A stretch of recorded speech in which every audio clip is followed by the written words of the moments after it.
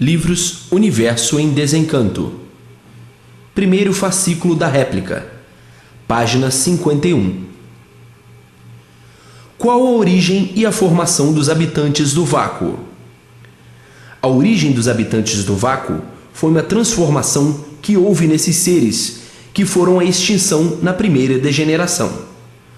Os habitantes do vácuo são uns tantos que saíram do mundo racional, que entraram pela parte que não estava pronta para entrar em progresso, da planície, e vieram descendo junto à parte que se deslocou, da outra que está lá em cima, por não estar pronto. No seu progresso foram perdendo as virtudes, estas se reunindo e formando um foco de luz. Aqui cabe explicar o detalhe sobre os efeitos desse foco de luz. Esse foco de luz racional foi quem deu causa ao micróbio racional, por meio do seu fluido, em cima da goma e da resina, assim formando o micróbio racional, que deu causa ao ser humano. E que daí começaram a nascer na Terra como uns monstrinhos, mas com o tempo esse foco de luz foi esquentando e tomou a fórmula de fogo, não podendo assim mais formar os micróbios racionais, pela fórmula do fogo que tomou, que é o Sol. Então aí surgiu outra classe, a classe do fogo, do animal irracional, gerado pelo fluido do fogo elétrico e magnético. E para que continuassem a causa do micróbio racional e a sua formação, vieram acompanhando a degeneração racional, os corpos de energia racional para a formação do micróbio racional, para dar causa ao animal racional. E é por isso que os espíritos, habitantes do vácuo, nunca souberam como eles foram feitos, nem como o ser humano foi feito. No seu progresso, aqueles seres foram perdendo as virtudes, estas se reunindo e formando um foco de luz, até que perderam todas as virtudes e se extinguiram, racionalmente, da pureza que lhes era peculiar. Ficou então o vínculo, quer dizer, uma bateria que perdeu toda a carga e ficaram as placas. Um corpo que perdeu toda a sua carne e ficou só o esqueleto, sendo o vínculo do que foi. E com a continuação dessa luz ir esquentando, veio a degeneração completa do elétrico e magnético. Daí, esse vínculo foi ligado ao campo elétrico magnético, passando ele para esta categoria inferior. E por vir a extinção totalmente de todas as virtudes, perderam o vínculo da vida racional. Ficaram em trevas, vindo a ter uma vida em uma categoria inferior, que é a do elétrico e magnético, a qual esses corpos ficaram ligados. Assim, como esses corpos estavam ligados à energia pura, limpa e perfeita, racional, assim, hoje ligados à energia elétrica e magnética. E daí o surgimento e a vida dos habitantes do espaço, que nunca souberam como eles foram feitos, nem muito menos o porquê assim são. E por isso que deles não dependia a solução da origem da humanidade, por eles não saberem como foram feitos.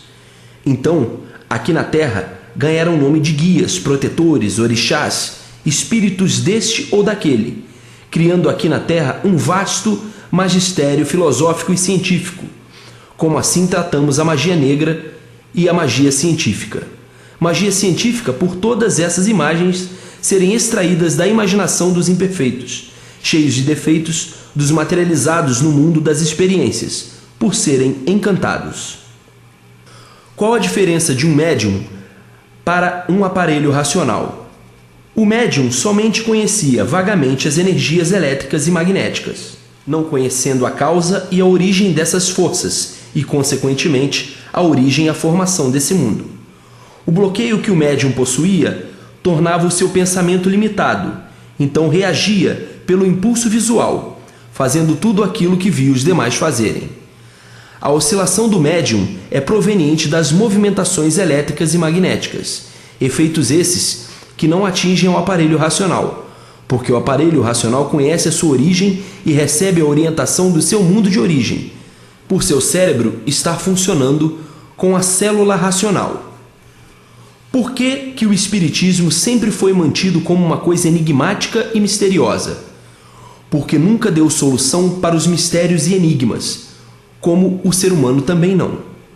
Porque os espíritos se apresentam aqui na Terra de formas que eles não são, como por exemplo, na forma de pretos velhos, de pretas velhas, na forma de caboclos e de espíritos de intelectuais como Dr. Fritz, etc., e das maneiras que entendem de se apresentar.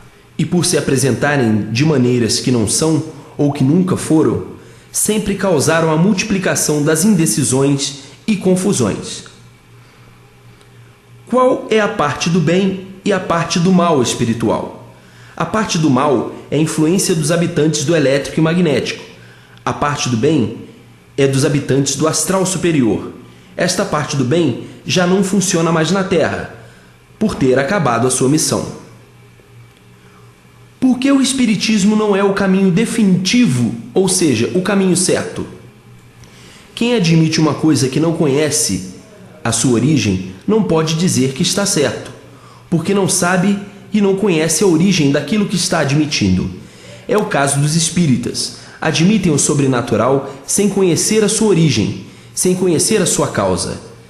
Por isso, por suas experiências foi dado o nome de espírito, coisa em experiência, e não certa como muitos julgam. Então, espiritismo é viver em experiência, quer dizer também espertos, que se aproveitam dos espíritos para exploração comercial. Também existe a parte sadia, a parte de respeito, onde somente funciona a caridade. Esta é usada somente pelas pessoas boas. Assim, é como todos sabem, de tudo tem o bom e tem o ruim. Existe o verdadeiro, aparentemente, e o que falta com a verdade para usufruir os lucros. E daí ficam as pessoas a vida inteira à procura de casas boas, porque tudo isso é aparência só, e nunca encontrando essas casas boas, porque todas elas são iguais, desde que seja espiritismo. Por que os habitantes do vácuo existem aqui no espaço? Porque cada qual fez por onde merecer a categoria em que está.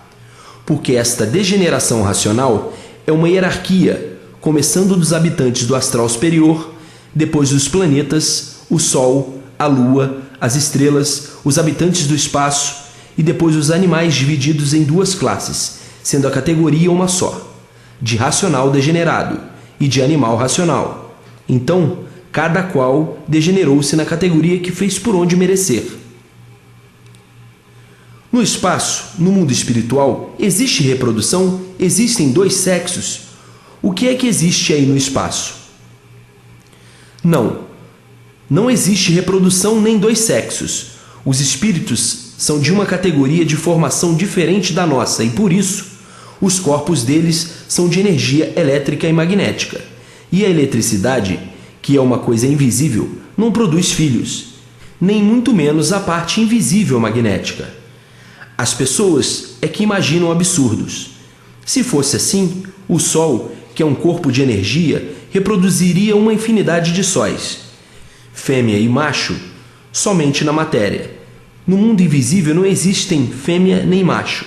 Existe apenas um ser só, de energia elétrica e magnética. O que é um Exu? É um habitante do espaço, entre a Terra e o Sol, com seu corpo de energia elétrica e magnética, de origem racional, que tomou essa fórmula dentro dessa deformação racional. Tem seu livre-arbítrio e age de acordo com a sua missão. A missão principal desse elemento é lapidar a humanidade. Não é amigo de ninguém, e sim um compadre interesseiro. Seu ponto principal é a ambição. Aquele que der mais é que tem direito a ter razão. Ele é ruim ou bom? Ele não é ruim nem bom. Cumpre a missão a qual está destinado, a lapidação da humanidade. É um dos nossos irmãos, em categoria superior à nossa, e por isso faz da pessoa um joguete enquanto pode, porque às vezes não pode, por a pessoa estar protegida sobre forças superiores. Mas é um elemento de prestígio, poderoso dentro da sua missão. Quem vive sob a sua orientação não tem um pingo de sossego. Impera na pessoa o descontrole total. Seus cavalos na gira de Umbanda penam que faz pena. É sururu e mais sururu para o resto da vida. Essa é a missão do nosso compadre interesseiro. sanguinário e materialista. Se apresenta aqui na Terra as pessoas da forma em que entende, como por exemplo, Dr. Tranca-Ruas, que gosta muito de se apresentar todo de branco, com o charuto na boca. As formas de se apresentar é de uma infinidade de maneiras, ou como seja preciso, como animais ou como pessoas. Todos os cavalos vivem na maior infelicidade, porque a missão deles é lapidar o ser humano.